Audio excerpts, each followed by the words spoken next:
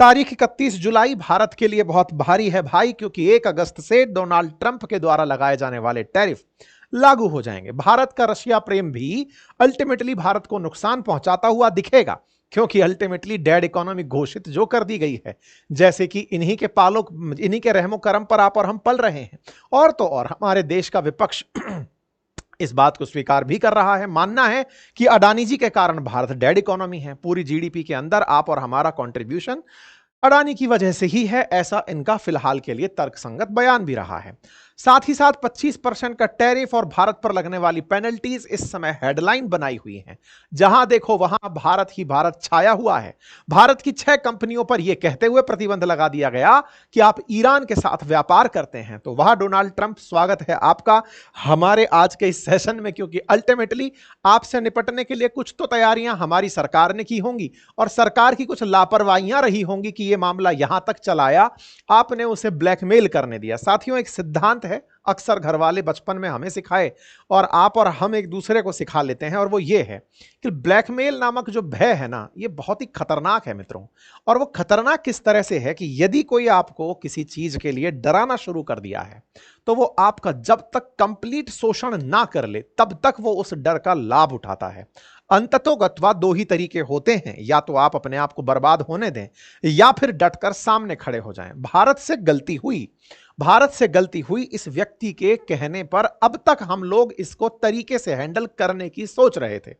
आवश्यकता थी कि 30 बार जब इस व्यक्ति ने एक ही झूठ को दोहराया, भारत सरकार अगर पहले ही इसका मुखड़ा बंद कर दी होती तो आज ये नौबत ना आती, आज ये स्थिति इतने दिन तक दूर चलकर ना आती। पर चलिए, जो भी आए दुरुस्त आए। अंततोगत्वा ब्लैकमेल के सामने भारत बोला, सदन में बयान हुए सारी बातें आज के सेशन में, क्योंकि अल्टीमेटली इस व्यक्ति ने भारत पर बयान देते हुए कहा, मुझे परवाह नहीं कि भारत के साथ क्या, भारत और रूस का क्या संबंध है, वो चाहें तो अपनी डूबती अर्थव्यवस्था को एक साथ डूबें, मुझे क्या, हमारे साथ व्यापार उनका बहुत कम है, रूस और अमेरिका का लगभग कोई व्यापार नहीं है। मेदवेदेव को भी इन्होंने धमकी दी, उस पर भी अलग से चर्चा करेंगे। साथ ही साथ they can take their dead economies down together for all I care, वो दोनों अपनी डेड इकोनॉमीज को एक साथ ले जा सकते हैं। रशिया इनकी नजर में डेड इकोनॉमी है, अच्छी बात है साहब, हम भी डेड इकोनॉमी है, आज जब समझ लेंगे साहब। ये सारा मसला कहां से शुरू हुआ? कल मैंने एक सेशन किया था आप सभी के साथ में, और वो सेशन यही था कि भारत के प्रधानमंत्री में सदन में बोला कि भाई, हमें दुनिया के किसी भी देश ने ये नहीं कहा कि आप सीज फायर कर लीजिए, या हमें किसी ने भी सीज फायर करने के लिए कॉल नहीं किया। ये बात जैसे ही बोली, ये आदमी बौखला गया। प्रधानमंत्री का बयान हमने आप सबको सुनाया, पीएम मोदी का इधर बयान होता है जैसे कि ये आदमी लेकर बैठा ही था कि बस तुम बोल दो। ये वैसे वो वाली बात है कि किसी का शोषण हो रहा हो और वो शोषण वाला व्यक्ति का बैठा हुआ जो मास्टर है वो रियलाइज कर रहा है कि बेटा तुम बोले तो मैं तुमको पनिशमेंट दूंगा। तो ये आदमी बिल्कुल ऐसे समझो कि अपनी तरह से है ना कोई न्यूज चैनल फॉलो कर रहा होगा। इधर पीएम मोदी का बयान गया है, उधर यह आदमी टप से निकल कर आता है और बोलता है 25% टैरिफ। भाई साहब, ये हवाई जहाज से नहीं उतरता आदमी, हवाई जहाज चलते में बोल देता है कि शाम तक मैं 25% टैरिफ लगा दूंगा। शाम हुई, 25% टैरिफ आ गया, और इस आदमी को अचानक याद आया, we have a massive trade deficit with India. मतलब इसके बयानों को देखकर कई बार तो मतलब हास्य उत्पन्न होता है। एक तरफ तो वर्ड यूज कर रहा है मैसिव ट्रेड डेफिसिट, बहुत बड़ा भारत के साथ हमारा ट्रेड घाटा है, और सुनिए इसने शुरुआत में जो ट्वीट किया था वो कहता है we have done very little business with India. अब एक घोंचू हो क्या, मतलब लिख क्या रहे हो? मतलब कसम से बता रहा हूं, ये प्लेटफॉर्म अगर अमेरिकी ना रहा होता ना, यूट्यूब, क्योंकि मुझे डर है कि कल को अमेरिकी वीजा तो मेरा लगना नहीं है, अब तो ये तय हो चुका है, लेकिन भविष्य में अब ये चैनल से मुझे न मरवा दे, यहां से हटाए कि चलो भाई हटाओ इसका यूट्यूब से। और हमारे भारतीयों ने अभी तक ऐसा कुछ बनाया नहीं जहां पर अपन स्वतंत्र आवाज रख सकें, पर फिर भी देखने वाली बात है साथियों। अदरवाइज तो कभी नुक्कड़ चौराहे पर मुलाकात हो ही जाएगी आप सबसे। देखने वाली बात यह है कि we have done very little business with India. मतलब आप सोचिए, एक बयान है इस व्यक्ति का we have done very little business with India, और दूसरी तरफ यह बयान है कल का, मतलब इसका दिमाग का पागलपन देखिए, massive trade deficit with India. मतलब या तो इसको लिटिल का मतलब नहीं पता या मैसिव का नहीं पता, ये तो बालपन में हम बच्चों को सिखा दिए हैं। तो ऐसे में मैसिव ट्रेड डेफिसिट इंडिया के साथ देखता हुआ यह प्राणी भारत पर ट्रेड का टैक्स थोप देता है कि लीजिए सर आप टैरिफ झेलिए। वो ट्रेड का टैरिफ था 25%। हमने कहा वाह, अभी तो बहुतों से नीचे है। लेकिन साहब बहुतों से नीचे नहीं है, टॉप पर तो इसने ब्राजील को बिठाया है। क्यों? क्योंकि लूला ने इसको उंगली कर दी थी। याद है ना, आपको बताया था मैंने, जो कि इसने कहा था कि जायर बोल्सोनारो को जेल से निकालो, नहीं तो तुम्हारे ऊपर ट्रेड लाद दूंगा। तो कल इंडिया का और ब्राजील का दोनों का नंबर आ गया था। हम पर 25 प्लस करके टैरिफ लगाया। प्लस का मतलब अभी पेनल्टी लगना बाकी है। किस बात की पेनल्टी? कि तुम प्यार निभाते हो रूस के साथ। अच्छा, रूस के साथ तो चाइना भी प्यार निभाता है, तेल तो वो भी खरीदता है। चाइना वालों का बयान आ गया। चाइना वालों ने कहा कि सुनिएगा, आपने जो ट्रेड टैरिफ लगाए हैं, ये टैरिफ से आपने हथियार बना लिया, ठीक है, लेकिन रूस से तेल खरीदना हमारा अपना हित है और ग्लोबल हित है। जो अक्सर भारत बयान देता है, चाइना फिर से वही बयान दे दिया। खैर, चाइना इसके ज्वार भाटे से या कहिए तो अमेरिकी सुनामी से निपट चुका है, तो उसमें साहस भी भरपूर उत्पन्न हो चुका है। अब हमारी बारी है, क्योंकि वो जो प्रशांत महासागर में उठा हुआ सुनामी है, अब वो चलते हुए हिंद महासागर तक आ पहुंचा है और अब आकर भारत मां के करण कदम चूम रहा है। अब देखते हैं कि हम लोग इसका क्या इलाज करेंगे, क्योंकि आज बाजार ने तो इसको बहुत सही रेस्पॉन्स दिया है। दोस्तों, मजा ही आ गया। कल तक उम्मीद थी कि बाजार बुरी तरह टूटेगा, शुरुआत भी गिरने से हुई, लेकिन आज जिन्होंने भी, चाहे आज मंथ का एंड था या फिर मतलब फ्राइडे के दिन क्लोजिंग थी, बाजार आज भाई सेटल तरीके से गया है। मतलब आज तो भारतीयों ने एकता दिखाई है। खैर, फिलहाल के लिए चाइना ने इसको इसका सा जवाब दिया और भारत भी, फिर भारत की तरफ से भी स्टेटमेंट आया और कहा कि भाई हम अपने प्रोटेक्ट करेंगे अपने फार्मर्स के, एंटरप्रेन्योर्स के और एमएसएमई के इंटरेस्ट। हालांकि ये दुबी जुबान में ही था। जिस तरह से भारत, देखिए अभी भी ना कहीं हम समस्त भारतीयों में उस बात के बाद, जब से सदन के अंदर प्रधानमंत्री ने यह बयान दिया कि हम पर किसी का कोई दबाव नहीं था, उसके बाद से ना दो एहसास उत्पन्न हुए भारतीयों में। पहला, कि सरकार वाकई में कितने प्रेशर में थी। इस आदमी के झूठ का खंडन ना करना भी ना जाने हम पर कितने बड़े भार को आने से रोक रहा था। सरकार चुपचाप इसीलिए थी, कहते हैं ना कि कोई व्यक्ति ब्लैकमेल इसलिए सह रहा था क्योंकि उसे लग रहा था कि अगर मैं हटा तो ये जो सुनामी का पानी है ये अंदर तक आएगा, और वो तो आया, क्योंकि अल्टीमेटली टैरिफ बनकर आया। यही तो डरा रहा था ये आदमी। ये बिल्कुल वैसे है, किसी ने आपकी कुछ ऐसी तस्वीरें खींच ली हो, अब वो आपको बरगला रहा है, आप नहीं माने तो वो पब्लिक कर दिया, लीजिए पब्लिक कर दिया। आपकी इमेज को तुरंत तत्काल नुकसान पहुंच सकता है। ये प्राणी भारत के साथ वैसा ही किया। लगातार पहले सरकार को दबाए पड़ा था, हम सब लोग भी सोच रहे थे सरकार बोल नहीं रही है, विपक्ष खींचे जा रहा था। हद तो ये हो गई कि तुलना ये कर दी गई राहुल गांधी जी द्वारा प्रधानमंत्री जी से कि आपके अंदर हिम्मत ही नहीं है। अब हिम्मत के लिए उकसा दिया उस व्यक्ति को जिसने इतना तहलका पाकिस्तान में मचा रखा हो। ले भाई हिम्मत है, हम प्रधानमंत्री जी निकल पड़े। अब निकले तो साहब आपके सामने आ गया, ये प्राणी बैठा ही था कि तुम बोलो और मैं टैरिफ लगाऊं। लगा दिए साहब, अब लगा दिए। अभी भी इंतजार जो है ना वो ये है कि जिस तरह से ये ट्वीट दर ट्वीट खेलता जा रहा है ना, भारत को भी चाहिए कि अपनी तरफ से कुछ वैसे ही अब सेटल वे में इसको आंसर दिए जाएं। पर ठीक है साहब, पैसा जिसकी लाठी जिसकी भैंस, अब हम लोग भी केवल इंतजार ही कर रहे हैं। ये आज हमने एक अंकित इंस्पायर राजस्थान पर सेशन किया था, आप कृपया करके उसे देखिएगा, लिंक मैंने कमेंट बॉक्स में लगाया है। वहां पर एक हमने सेंस डिराइव किया है कि भारत को क्या करना चाहिए। लिंक कमेंट बॉक्स में है, आप जाकर अवश्य देखिएगा। राजस्थान की इकोनॉमी को पढ़ने वाला प्रभाव करके हमने टाइटल किया था। अब क्या होता है कि भारत ने फार्मर्स का जैसे ही नाम लिखा, इससे यह समझ में आ गया कि कहीं ना कहीं यह आदमी नस तो दबाया हुआ था फार्मर्स के नाम पर। उसे पता था कि प्रधानमंत्री मोदी की छवि किसानों के सामने वैसे ही खराब करने के तमाम प्रयास चलते रहे अमेरिका द्वारा। पहले कनाडा काम करता था, फिर अमेरिका काम करता था, है। ऐसे में किसान और प्रधानमंत्री का तो आंकड़ा वैसे ही कृषि बिल से समय से बिगड़ा हुआ है। इनको भेजो इनके यहां पर जीएम फसल तो और किसान खड़े हो जाएंगे, तो इनका तो पूरा की पूरा फेम वर्ड ही खत्म कर दो। तो ये फार्मर्स के नाम पर दबा रहा था। ये सरकार की बातों से भी पता चल गया है, क्योंकि जीएम क्रॉप वाली बात मैंने आपको नॉनवेज मिल्क वाली बात बताई थी। सरकार को शाम को थोड़ा सा समझ में आता है कि चलो कुछ तो ढंग का लिखते हैं, तो इन्होंने लिखा द मैसेज इज क्लियर। क्या मैसेज क्लियर है? कि all negotiations will be rooted in what is the best for countries and it's people. देश के लिए जो अच्छा है वही किया जाएगा। साहब यही तो हम आपसे कह रहे थे कि इस प्राणी को आप उसी दिन मुंह पे उठाकर क्यों नहीं फेंक दिए। ब्लैकमेल नहीं होना चाहिए था। खैर देश का लेसन है, देश सीखेगा, लेकिन इस देश में फिलहाल ये जो मैसेज आया, देर से आया लेकिन दुरुस्त आया। अब हम सबको निपटना है इस कहानी से। खैर, तो ट्रंप महोदय ने अपनी तरफ से दुश्मनी निकालते हुए, अब दुश्मनी वार गेम है साहब, ये शब्दों का वॉर गेम नहीं है, एक आदमी के सनक का है। क्योंकि एक दिन ये सेशन जरूर बनेगा कि साहब एक आदमी के, कैसे कहते हैं ना वो कौन सा डायलॉग है फिल्म के अंदर, एक चुटकी सिंदूर की कीमत तुम क्या जानो। ये बिल्कुल वैसे है, नोबल की कीमत तुम क्या जानो मोदी जी। ये बात ट्रंप ने असल में उठा दी। आपको पता है कि मैं नोबल पीस प्राइज के लिए इतना परेशान था, हैं। आपके कारण से मैं दुनिया को बता पा रहा था कि रशिया यूक्रेन तो मैं नहीं रुकवा पाया, लेकिन दो न्यूक्लियर कैपेबल देशों को अगर मैं युद्ध से रुकवा दिया, कम से कम दुनिया वालों अभी मुझे मैसेंजर ऑफ गॉड मान लो। हैं, इसकी भी फिल्म बन जानी चाहिए राम रहीम की तरह। ऐसे में फिलहाल के लिए इस मसीहा के दिमाग में जो तभी दिमाग था ना कि अरे भाई साहब अपन तो एकदम सटल वे में निकलते जा रहे हैं, दुनिया में शांति लेकर आ रहे हैं, हमने उसका वो ख्वाब तोड़ दिया। हमने सच मायने में उस आदमी का वो भ्रम तोड़ दिया, और जब भ्रम तोड़ा तो ये आदमी बौखला गया। बौखला करके भाई साहब इसने जो धड़ाधड़ ट्वीट मारे हैं, निकलता है और निकलते हुए कहता है कि हमने जस्ट पाकिस्तान के साथ एक डील कंक्लूड कर ली है। इंडिया मतलब पाकिस्तान के साथ डील कंक्लूड करी है, हम इनका तेल निकालेंगे, माफी चाहता हूं, इनके देश में से तेल निकालेंगे। United state will work together developing there massive oil reserve. अब तो आप ही जानते हैं कि पाकिस्तान के लिए तो यह मतलब ऐसा था कि जब दो बंदर झगड़ रहे हो, नहीं उल्टा है, जब दो बिल्लियां झगड़ रही हो तो बंदर रोटी लेके भाग जाता है। पाकिस्तान के साथ वाकई में ऐसा ही हुआ है कि एक तरफ से दो मतलब आपस में देश झगड़ रहे हैं, वो कुत्ते की तरह रोटी लेके भाग गया, मतलब नेचर उसकी वैसे ही थी, और एकदम कहा अल्हम्दुलिल्लाह, खुश हो गए सर हम। ऐसे में शहबाज शरीफ का ट्वीट आता है कि जनाबना हमें पता ही नहीं था, हमसे डील हो गई है, वाह हम खुश हैं।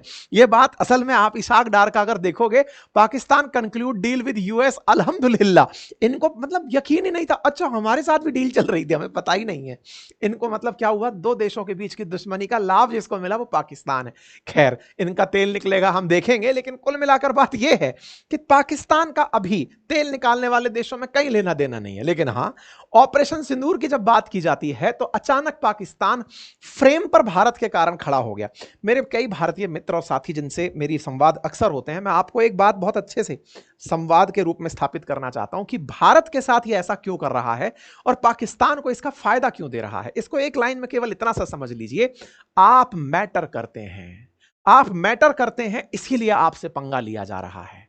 ये मैटर नहीं करते, इन्हें पाला जाता है। ये वो नेशंस हैं, रोग नेशंस हैं, जैसे नॉर्थ कोरिया चाइना वालों ने पाल रखा है, पाकिस्तान को अमेरिका ने पाल रखा है। पहले अफगानिस्तान को सोचा था करेंगे, लेकिन वो हुआ नहीं। तो इस तरह के देशों को बना के रखते हैं कि तुम जाओ फट जाना कहीं भी जाकर के, जिहादी होकर के, जा फट गए हम तो। ठीक है, आतंकियों की पाठशाला इनके यहां चलती थी, लेकिन अब क्या है कि पहले इसको पुचकारा गया कि बेटे बहुत अच्छा कर रहे हो तुम, ईरान के सामने मत बोलना। जी बिल्कुल ठीक है, पहले तो ये बहुत तेज निकल कर आया था कि सब एक हो जाओ इजराइल के खिलाफ, ईरान के समर्थन में, इसको चुप करा दिया था आसिम मुनीर को। फिर क्या होता है, बाद में इसको क्रिप्टो का जाल फंसाकर खेल लिया था। इधर भारत के साथ में हर तरह का प्रयास कि देखो मान जाओ कि मैंने कह दो, अगर कह दो कि तुम मेरे हो, वो बिल्कुल वो वाली बात थी। असल में जो कहते हैं ना प्रधानमंत्री मोदी और ट्रंप के बीच में जो दोस्ती है, मैं कह रहा हूं सही मायने में याराना है यार। ये दो दोस्तों के बीच में वो वाली बात है कि यार तू बस मान जा कि मैंने करवाया है। असल मायने में पता है कंपटीशन किन के बीच होता है, ये आप और मैं है ना इस बात को काफी अच्छे से रिलेट कर पाएंगे। अपने दोस्तों को आसपास से देखिएगा, अपन जो कहते हैं ना पड़ोसी गाड़ी ले आए तो हमें बड़ा दुख होता है, दोस्त टॉप कर जाए तो हमें बड़ा दुख होता है। असल में आपके शहर में कौन आईएएस बना, कौन किसके क्या लॉटरी लगी, आपको कुछ खास फर्क नहीं पड़ता। लेकिन जिसके साथ आपका मिलना जुलना, जिसके साथ सब बढ़िया है ना, उसके साथ अगर आपने कंपटीशन कर लिया तो उसकी तो भाई साहब आपको मुस्कान भी दुख देगी। अब भारत के साथ कहना ना मित्रता थी, हाउडी मोदी नामक कार्यक्रम में इस व्यक्ति ने देखा था कि अमेरिका में इनकी कितनी दीवानगी है। अब उस दीवानगी के चलते ही आदमी सोचा कि यार प्रधानमंत्री मोदी को यह स्वीकार अगर मैं करवा दूं कि मैं बड़ा नेगोशिएटर हूं। पहले आपको याद होगा ये पहले बयान दिया करता था, Modi is a very hard negotiator. अब वो नेगोशिएटर के नाम पर यह व्यक्ति उतर कर आया कि यह तमगा तो मैं लेकर रहूंगा, क्योंकि मेरे दोस्त के पास, जैसे मैंने मित्र कहा, उसके पास है। भाई साहब ये भी एकदम पक्के गुजराती, व्यापार में बिल्कुल अड़ ही रहे, एकदम सुट्ट खींच गए, बोलेंगे ही नहीं। हम बोलेंगे नहीं। आप कहो हमने सीज फायर कराया, बोलते रहो। आप कहो कि हमने ट्रेड डील कराया, कुछ नहीं बोले। बोले तो उकसावे में आकर बोल गए, कहां बोल गए नहीं पता। संसद के अंदर वो कार्रवाई ना होती तो शायद आज हमारा एक दिन से पहले ये हाल ना होता। पर कोई नहीं साहब, ये बोल पड़े। अब बोल गए तो इस आदमी का तो बस वो भरा बैठा था कि मैं दुनिया को बस ये दिखा दूं कि तुम मेरे दोस्त हो ना। अब दुश्मनी भी तुमसे, कहते हैं मित्र से ही सबसे कर रही दुश्मनी निभाई जाती है। तो अब ये भाई उसके उस मूड में आकर के ये जनाब उतर गए। अब देखना है कि ये क्या करते हैं, क्योंकि अल्टीमेटली देश ने अब इस बात को इस रूप में देखना शुरू कर दिया कि ट्रंप का रूप तो समझ में आ गया, अब इंडिया का भी असली रूप दिखा ही दो। हमारा वो रूप दिखा दो कि हम आ कहां से रहे हैं। कहते हैं इतिहास के बारे में, इतिहास वो है जो आपको सिखाता है कि आप आ कहां से रहे हो, जाओगे कहां, स्वतः ही डिस्कस हो जाता है। हम वो थे यार जो हम सबसे ज्यादा फ्रगाइल इकोनॉमीज में काउंट किए जाने वाले देश थे, आज दुनिया की तीसरी सबसे बड़ी परचेजिंग पावर पैरिटी के आधार पर कंट्री बनकर बैठे हैं, फिफ्थ लार्जेस्ट इकोनॉमी बनकर बैठे हैं। दुनिया कल्पना करती थी कि एक दिन ये देश टुकड़ों में टूट जाएगा, जब अंग्रेज यहां से गए थे, कि चल ही नहीं पाएंगे, और आज हमसे कहते हैं कि अनाज हमें दे दो। तो ये अलग लेवल की चीजें हैं, फिर भी अब हमसे उम्मीदें हैं। तब ऐसे में इंडिया के साथ जो खेला हुआ वो आपको पता है। पहले ये व्यक्ति पाकिस्तान में जाने की बात का मैसेज सुर्रा छुड़वा दिया, कहो कि हम आ रहे हैं, अब तेल की बात कर दिया। कुल मिलाकर के ट्रंप ने भारत के साथ में खेला करने का तमाम प्रयास किया, फायदा इसको पहुंचता गया अनडाउटेबली। अब सवाल है कि साहब इनके यहां से तेल निकलेगा कहां से? तो देखो, दुनिया में जो तेल के ज्ञात भंडार हैं उसमें पाकिस्तान का कहीं कोई लेना देना नहीं है। हाँ, कुछ रिपोर्ट्स में यह कहा जाता रहा है कि पाकिस्तान का जो अरब सागर वाली साइड, अपने गुजरात वाली साइड का जो क्षेत्र है ना, कराची जहां पर है, ग्वादार जहां पर है, उन क्षेत्रों के अंदर तेल के भंडार हो सकते हैं। ऐसा कुछ रिपोर्ट्स के अंदर, जांच के अंदर निकल कर आता है। और वो क्षेत्र जैसे अपने मुंबई हाई के अंदर तेल निकलता है, बिल्कुल वैसे ही इनके कराची के आगे वाले क्षेत्रों में तेल के और भंडार हो सकते हैं। कुछ ने तो ऐसा तक क्लेम किया हुआ है कि इस क्षेत्र में इतना तेल निकल सकता है कि ये फोर्थ लार्जेस्ट रिजर्व हो सकता है। ये कयास है, निकाला नहीं गया है। ऐसे में यहां के तेल भंडारों में अब अमेरिका ने इंटरेस्ट दिखा दिया है, कहा है 4-5 साल के अंदर तेल निकाल सकते हैं। ऐसा रिपोर्ट्स का मानना है कि अगर यहां पर लगभग 42,000 करोड़ का खर्चा किया जाए, यानी कि लगभग $4 बिलियन के आसपास का खर्च हो, तो इस तरह से यहां पर तेल निकाला जा सकता है। तो अब देखिए, क्या पता पाकिस्तान को इससे बड़ा फायदा हो जाए। इससे ज्यादा आप इस व्यक्ति की चिढ़ ऐसे पहचान सकते हैं कि वो बोला क्या, वो बोला कि आने वाले समय में क्या पता भारत पाकिस्तान से तेल लेने लगे। क्या हद है यार। मतलब इस बात को आने वाला समय लेसन में लिखेगा कि कितना खराब एक स्थिति हो सकती है दो देशों के बीच बिगड़ते रिश्तों की, डब्ल्यूटीओ की प्रासंगिकता खत्म होने की, देशों के द्वारा दूसरे देशों के साथ डिसाइड किए गए रिश्तों की कोई कद्र ही नहीं है। हर देश के साथ झगड़ना, डील करना, ये जो पागलपन है ना, इसको दुनिया अलग फ्रेम में कहा जाएगा, अलग तरह से इस व्यक्ति को याद रखा जाएगा। खैर कुछ भी नहीं, भारत को तो मित्रता का जो सिला मिला है, अच्छा सिला दिया तूने मेरे प्यार का, मोदी जी के बैकग्राउंड में म्यूजिक बज रहा होगा। ऐसे में साहब दुनिया भर की तरफ से इस मैसेज को बहुत ही अलग तरीके से लिया गया। अमेरिकियों में तो भाई साहब इस बात की इतनी खुशी है जैसे ट्रंप ने ना जाने अमेरिकियों का खोया हुआ सम्मान लौटा दिया है। अमेरिका में कई जो ट्रंप के समर्थक है ना, वो तो ये मानकर चलते ही है कि India is A mini China और इन्होंने हमसे खूब कमा लिया, अब इनको पैसा वापस लेना पड़ेगा। बोले सर कुछ भी करवा कर ये करवाओ आप, ठीक है। तो भाई अमेरिका में अलग लेवल की खुशी मनाई जा रही है। अमेरिका में आपको याद है एक आदमी था जिसका नाम था लिंडसे ग्राहम, उसने कहा था कि रूस से मित्रता करने पर इन्हें 500% तक टैरिफ लगवाया जाए। वो आदमी कल उछल के बल्लियां उछलने लगा कि मैं तो कहता ही था इनके ऊपर टैरिफ लगा दो। अच्छा साहब अब लगवाओ, आप तुम लोग टैरिफ कितना लगाते हो।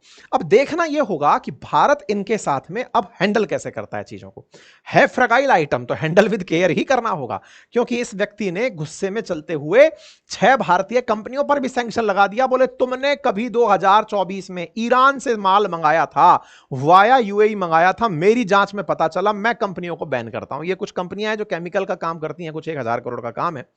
बोले तुम पर सैंक्शन लगाऊंगा। आप पूछेंगे सर कंपनियों पर सैंक्शन लगता है तो क्या होता है? इनके जो अकाउंट है ना, मान लो अमेरिका में अगर हैं तो वो फ्रीज हो जाते हैं, आसान में ये समझो, और वो अमेरिका से व्यापार नहीं कर पाते हैं। इतनी सी बात है। अब ऐसे में अमेरिका का 1 अगस्त से पहले दुनिया भर के देशों के साथ में खेला करना था। ऐसे में भारत का नंबर पहले आ गया, पिछली बार चाइना का नंबर आ गया था, इस बार अपना नंबर आ गया। अब इस प्राणी ने रशिया के साथ दुश्मनी निकालनी कि साहब रशिया की तरह डेड इकोनॉमी इंडिया हो जाएगी। अब आपको यह तो पता ही है कि रूस इनको इतना माल आज भी बेचता है, फिर भी ये उसको डेड इकोनॉमी बोलते हैं। मतलब जो एनरिच्ड यूरेनियम है वो रूस ही अमेरिका को देता है, फिर भी ये कह रहा है कि डेड हो जाओगे। तो इस बात में कोई सत्यता तो नहीं है। लेकिन हां, अगर इसने डेड इकोनॉमी कहा कि भारत डेड इकोनॉमी है, टैरिफ के बाद में इंडिया रशिया की तरह ही डेड इकोनॉमी है, तो अब हम डेड इकोनॉमी थोड़ा समझ लेते हैं अर्थव्यवस्था की भाषा में। अर्थव्यवस्था कहती है कि वो इकोनॉमी जो पूरी तरह ठप हो गई हो। क्योंकि अगर हमको डेड इकोनॉमी बोल रहा है तो ये युगांडा हुआ और ये सब अफगानिस्तान हुए, इनको कहां ही रखोगे? मतलब ये इन इकोनॉमीज को कहां ही मानोगे जिनके अंदर ये कोलैप्स की स्थिति, जैसे श्रीलंका पलट ही मार गया था, पाकिस्तान डेट में ही डूब गया था, इनको कहां रखोगे? पर कुछ नहीं साहब, इसने हमें डेड इकोनॉमी कह दिया है। ये तो वो वाली बात हुई कि आप कितने ही अच्छे हो लेकिन कोई आए और आपको गाली देके चला जाए। अब आप प्रूव करते फिर रहे हो कि गाली सही नहीं है। लेकिन हाँ, हमारे देश में अपोजिशन की तरफ से राहुल गांधी जी आए, उन्होंने कहा yes India is a dead economy, और थैंक्स मिस्टर ट्रंप जो आपने ये कह दिया कि yes you are right, everybody know except prime minister and finance minister. हर आदमी जाता है कि इंडिया की इकोनॉमी डेड इकोनॉमी है। आप भी जानते हो तो कमेंट में बताइएगा भाई, क्योंकि मतलब राहुल गांधी जी का ऐसा मानना है, हर आदमी जानता है। और साथ में इन्होंने ये कहा कि इंडिया इकोनॉमी डेड इकोनॉमी है, प्रेसिडेंट ट्रंप ने फैक्ट बता दिया है और एंटायर वर्ल्ड को पता चल गया है कि इंडिया डेड इकोनॉमी है। तो भाई मर गया हो और लाश छुपा के रखी हो भारत सरकार ने, तो अब अगली मांग यही होनी चाहिए कि वो जो मृत पड़ी अर्थव्यवस्था है उसे सबको दिखाया जाए, क्योंकि अब तो भाई विपक्ष भी ये कह रहा है कि भारत डेड इकोनॉमी है। तो भाई साहब मांग होनी चाहिए कि हमारी डेड इकोनॉमी की जो पड़ी हुई लाश है, जो कब्र में बड़ी है, उसे निकाल कर लाया जाए, कहीं छुपा रखा है साहब आपने, हमारी मांग है अब ये। अब ऐसे में वर्ल्ड इकोनॉमी के अगर हिसाब से हम बात करें तो अब देखते हैं डेड कहां है, अब खोदते हैं, कब्र खोदते हैं अपन की, डेड इकोनॉमी कहां है इंडिया की, आइए खोजते हैं। अगर हम वर्ल्ड के अंदर वर्ल्ड इकोनॉमी बाई कंट्रीज के हिसाब से चलते हैं तो इमर्जिंग और डेवलपिंग एशिया के अंदर जो कंट्रीज हैं उनमें चाइना के बाद दूसरे नंबर पर इंडिया आता है। अगर ये डेड होने का प्रमाण है तो भाई साहब इसका मतलब कब्र आपकी अच्छी रही होगी। इसके अलावा अगर हम बात करें वर्ल्ड इकोनॉमिक लीग के अंदर largest economies in world by GDP and share of global economic growth के आधार पर, तो साहब आपके सामने है 30 टॉप इकोनॉमीज की बातें जो जीडीपी नॉमिनल के आधार पर हैं, उसमें इंडिया 5वें नंबर पर खड़ा है। अच्छा साहब, इसके अलावा अगर हम परचेजिंग पावर पैरिटी यानी खरीदने की क्षमता के आधार पर बात करें तो India after Europe, China, US, India number 3 पर खड़ा है। अच्छा साहब, और भी तथ्य देख लेते हैं।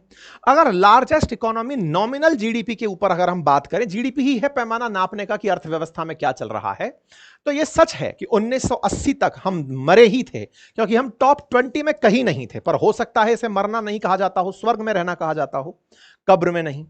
1985 में हम टॉप 20 में कहीं नहीं थे, 90 में हम कहीं नहीं थे, 95 में हम कहीं नहीं थे, 20 में भी हम टॉप 20 में कहीं नहीं थे, 2005 में भी हम कहीं नहीं थे, 2010 में हम लोग 10वें पायदान पर थे इकोनॉमी के हिसाब से अगर हम 20 में बात करें। हां, यहां पर हम लोग आना शुरू हो गए थे 15 में, मतलब ये 2000 के अंदर 15वें नंबर पर थे और 17 के ये 95 के अंदर हम 17वें नंबर पर थे। इस तरह से हम लोग उठते हुए जा रहे थे, टॉप 10 में आकर टिके हम 2010 में। 2015 में आकर के हम 10वें नंबर पर ही थे, 2020 में हम आकर के टिके इकोनॉमी में 7वें नंबर पर, 2025 में आकर टिके हम 5वें नंबर पर, और 2030 में होंगे हम 3रे नंबर पर। यदि इसे भी डेड होना कहते हैं तो कहेंगे कि मुर्दे उठ खड़े हुए हैं, और ऐसे में यह मुर्दों का उठ खड़ा होना ट्रंप को दिख रहा है। अब ऐसे में भारत की अर्थव्यवस्था इतने बड़े पायदानों से उठकर इस तरह से परचेजिंग पावर पैरिटी में या नॉमिनल जीडीपी में उठती जा रही है, तो यह निश्चित ही मरी लाश को ढूंढने जैसा है, डेड अर्थव्यवस्था को खोजने जैसा है। तो हम खोज रहे हैं, आप भी अपनी आंखों से खोजते रहिएगा। ऐसे में जीडीपी फोरकास्ट की अगर हम बात करें तो भारत चौथी सबसे बड़ी अर्थव्यवस्था होगी according to IMF, according to world bank. और इंटरेस्टिंग बात बताता हूं मेरे प्यारे साथियों, ना तो आईएमएफ भारत का है ना वर्ल्ड बैंक भारत का है। पता नहीं इनको ऐसा क्यों दिखता है। इससे बड़ी इंटरेस्टिंग बात बताऊं, ये दोनों की दोनों जो बैंक हैं ब्रेटन वुड ट्विंस के नाम से अमेरिका में ही हैं। पता नहीं इनको फिर भी ऐसा क्यों दिख रहा है। हो सकता है ट्रंप से नहीं पूछा होगा कि सर वो आईसीयू में थी, निकाल दी क्या लाश, कुछ इस तरह से हो सकता है। अब और इंटरेस्टिंग बात यह है कि एक तरफ तो ट्रंप डेड इकोनॉमी करार दिए और उधर आईएमएफ ने अनाउंसमेंट कर दिया कि भारत की जीडीपी 6.4% के हिसाब से 2025-26 में ग्रो करेगी। मतलब दुनिया के जितने भी देश हैं, चाहे चाइना हो, फिर अमेरिका हो, चाहे कनाडा हो, इन सब देशों से ऊपर तेज गति से ग्रो करती हुई इकोनॉमी अगर दिखेगी तो वो भारत की होगी। मतलब प्रोजेक्शन तो यह है कि इंडिया की इकोनॉमी 6.5% की दर से दुनिया में सबसे तेजी से बढ़ेगी। आंकड़े भी हैं, 29 जुलाई का आंकड़ा है कि इंडिया ने चाइना से ज्यादा फोन एक्सपोर्ट कर दिए इस साल। तो भाई साहब अमेरिका को हमने ज्यादा फोन बेच दिए, शायद डेड इकोनॉमी का प्रमाण होता हो। हां, यह जरूर कह सकते हैं कि ट्रंप इन दिनों अनपॉपुलर लीडर हैं अपने देश में, और ऐसे में अगर अमेरिकन को यह बात लग रही हो बुरी तो हो सकता है भारत से लड़ना इसके लिए फायदे का हो, क्योंकि अल्टीमेटली यह व्यक्ति जो पीठ पे ही छुरा घोंपता है वो तो अब दिखाई दे भी रहा है। लेकिन हां, दुनिया के कुछ देश इस बात को समझ रहे हैं। ईरान ने भारत में रहते हुए कहा है कि देखिए ये तरीका सही नहीं है। रशिया भी इसी बात को बोल रहा है। सैंक्शंस का, ट्रेड का ये उपयोग जो है ना, ये अंततः अथवा चीजों को बिगाड़ेगा। भारत की तरफ से भी बयान आया, पीयूष गोयल साहब बोले, बोलना बहुत पहले चाहिए था लेकिन नेगोशिएशंस में थे। अब इन्होंने अपनी तरफ से कहा कि इंडिया ऑलमोस्ट दुनिया की ग्रोथ में 16% कंट्रीब्यूट कर रहा है। अगर दुनिया 100% की दर से बढ़ रही है तो 16% तो अकेले भारत की वजह से आगे बढ़ रही है। ऐसे में उसको डैड लगता है। चलिए, तो अमेरिका को डैड मुबारक, और फिर तो कहीं कोई पड़ा पड़ा ये ना कह दे हमें तो मरा ही दीजिए गुरुजी, अगर ये मरना है तो मरना कबूल है, कुछ ऐसे भी हो सकता है। खैर, ऐसे में भारत तैयारी कर रहा है इससे निपटने की, इसके आने वाले रिपरकर्शंस की। भारत ने इस बीच में यूके के साथ, यूएई के साथ, आफ्टा कंट्रीज के साथ में फ्री ट्रेड एग्रीमेंट किए हैं और इसके साथ भी हो जाएगा। ये केवल और केवल इसके नेगोशिएटिंग टूल्स हैं। ये फिर से प्रेशर डालेगा, फिर से बात करने के लिए निकालेगा, फिर आगे जाकर के समझौता करेगा। अभी महीना डेढ़ महीने तक इसका नाटक नौटंकी सब चलेगा। अभी तो इस बीच में थोड़ा और हाश होगा ये अभी, क्योंकि प्रधानमंत्री कहीं जाकर के बिहार में प्रवचन भाषण ना दे दें कि हमने नहीं सुना था, तो फिर वो भाषण भी उस तक पहुंच जाएगा। यहां है ना कुछ उसके प्रेमी जो कहेंगे सर सर सर सर ये बोल दिया देखिए, तो फिर वो थोड़ा और खेलेगा। बिहार चुनाव तक ये मजे लेगा, हो सकता है उसके बाद डेढ़ दो महीने में जाकर ये आदमी शांत होगा। फिलहाल के लिए तो इतना ही है, बाकी फुल मनोरंजन है। आप लोग बिल्कुल तरीके से काम करिए, और सरकार आपसे भी अनुग्रह है कि इस तरह के लोग अगर आपको ब्लैकमेल करने लग गए तो फिर राष्ट्र के अंदर आपके पीछे इतने सारे लोग क्यों उम्मीदें लगाकर खड़े हैं। और दूसरी बड़ी बात जो है ना, भारत को सही मायने में जरूरत है अब इस वजह से नहीं, कल को चाइना हमारे साथ इस तरह की हरकत कर सकता है, कोई भी करे हमसे, हमें आवश्यकता है देश को बुनियादी रूप से मजबूत बनाने की। जो ब्रेन ड्रेन हो रहा है ना, जो यहां से जाकर विदेश जा रहा है, उनकी बात सुनने की। ये जो छात्र आपको आए दिन लाठियां खाते, आज तो छात्रों के चक्कर में टीचर लाठी खाते हुए दिखे, साहब ये नहीं होना चाहिए देश के अंदर। अगर ये सब हुआ तो फिर हम लोग केवल बयानवीर हो जाएंगे, फिर जो वाकई में विश्वगुरु बनने की बात है ना, वो दूर रह जाएगी। है तो ऐसे में आवश्यकता है कि जो हमारे बुद्धिजीवी अमेरिका में बैठे हैं वो भी अपना मुखड़ा खोलें और भारत के हित में अपने बातें रखें। दूसरा, जो बाहर गए हुए विदेशी हैं उनको सरकार वापस बुलाने का प्रयास करे, कुछ ऐसा इकोसिस्टम उन्हें दे कि हां भाई आप लोग कुछ यहां पर बढ़िया करो, हम आपके साथ टैक्स का टेररिज्म नहीं रखेंगे, आप लोगों को जो टैक्स दोगे उसके अनुरूप कुछ सुविधाएं देंगे। सरकार को आवश्यकता है आमूलचूल रूप से शरीर को स्वस्थ करने की। कहते हैं ना कि अंदर से अब आपको सुधरने की आवश्यकता है। यह आपके लिए आपदा में अवसर का समय है। हे भारत सरकार, आप जाग जाओ, क्योंकि अल्टीमेटली इस तरह से कोई आगे अगर आपके साथ बार्गेनिंग करने वाला आ गया तो फिर बहुत बड़ी दिक्कतें खड़ी हो जाएंगी। फिलहाल के लिए इतना ही साथियों। आपको अपनी तरफ से अगर कोई राय रखनी हो तो कमेंट बॉक्स में जरूर रखिएगा। जानकारी पसंद आई हो तो साथियों से साझा करिए। चैनल पर नए हैं तो सब्सक्राइब कर लीजिए। बाकी हमारे दो एप्लीकेशन, अपनी पाठशाला और बातें बाजार की, उस पर हमारे कोर्सेज उपलब्ध हैं, आप उन्हें जाकर एक्सेस कर लीजिए। Thank you so much.